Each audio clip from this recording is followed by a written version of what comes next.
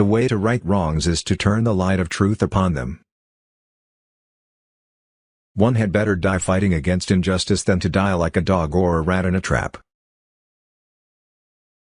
A Winchester rifle should have a place of honor in every black home, and it should be used for that protection which the law refuses to give. If Southern white men are not careful, they will overreach themselves and public sentiment will have a reaction. A conclusion will then be reached which will be very damaging to the moral reputation of their women. The matter came up for judicial investigation, but as might have been expected, the white people concluded it was unnecessary to wait the result of the investigation, that it was preferable to hang the accused first and try him afterward. Burning and torture here lasts but a little while, but if I die with a lie on my soul, I shall be tortured forever. I am innocent. The miscegnation laws of the South only operate against the legitimate union of the races. They leave the white man free to seduce all the colored girls he can, but it is death to the colored man who yields to the force and advances of a similar attraction in white women. White men lynch the offending Afro-American, not because he is a despoiler of virtue, but because he succumbs to the smiles of white women. Virtue knows no color line, and the chivalry which depends upon complexion of skin and texture of hair can command no honest respect. Not only is it true that many of the alleged cases of rape against the Negro are like the foregoing, but the same crime committed by white men against Negro women and girls is never punished by mob or the law.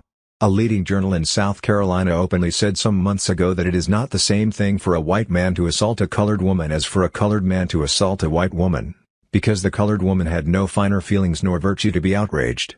Yet colored women have always had far more reason to complain of white men in this respect than ever white women have had of Negroes.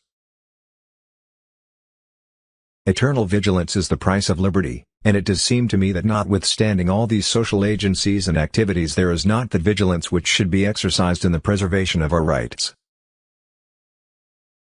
In nearly all communities wife-beating is punishable with a fine, and in no community is it made a felony. Lynched because the jury acquitted him. The entire system of the judiciary of this country is in the hands of white people. To this add the fact of the inherent prejudice against colored people, and it will be clearly seen that a white jury is certain to find a Negro prisoner guilty if there is the least evidence to warrant such a finding. Meredith Lewis was arrested in Roseland, Louisiana, in July of last year. A white jury found him not guilty of the crime of murder wherewith he stood charged. There can be no possible belief that these people were inspired by any consuming zeal to vindicate God's law against miscegenationists of the most practical sort. The woman was a willing partner in the victim's guilt, and being of the superior race must naturally have been more guilty. Lee Walker, colored man, accused of raping white women, in jail here, will be taken out and burned by whites tonight. Can you send Miss Ida Wells to write it up? The shorter Negro stood gazing at the horrible death of his brother without flinching. 5 minutes later he was also hanged. For all victims of the terrible injustice which puts men and women to death without form of law. During the year 1894, there were 132 persons executed in the United States by due form of law, while in the same year, 197 persons were put to death by mobs who gave the victims no opportunity to make a lawful defense. The colored race multiplies like the locusts of Egypt.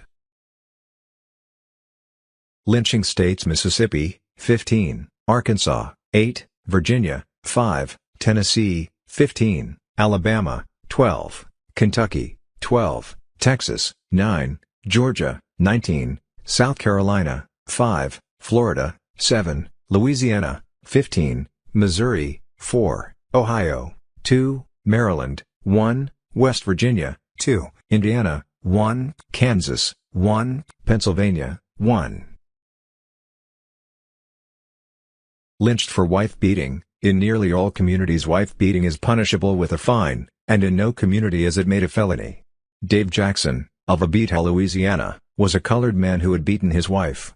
He had not killed her, nor seriously wounded her, but as Louisiana lynchers had not filled out their quota of crimes, his case was deemed of sufficient importance to apply the method of that barbarous people. He was in the custody of the officials, but the mob went to the jail and took him out in front of the prison and hanged him by the neck until he was dead. This was in November 1893. When I see the same enormities practiced upon beings whose complexion and blood claim kindred with my own, I curse the perpetrators, and weep over the wretched victims of their rapacity. Indeed, truth and justice demand for me the confession that the Christian slaves among the barbarians of Africa are treated with more humanity than the African slaves among the professing Christians of civilized America, and yet here sensibility bleeds at every pore for the wretches whom fate has doomed to slavery. Such testimony would seem to furnish.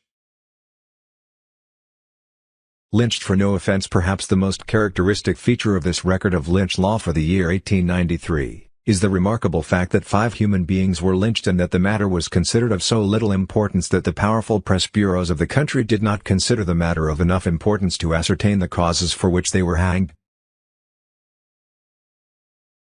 Asking white woman to marry him, May 23, William Brooks, Gales Line, Arkansas. Thanks for watching. Please subscribe my channel.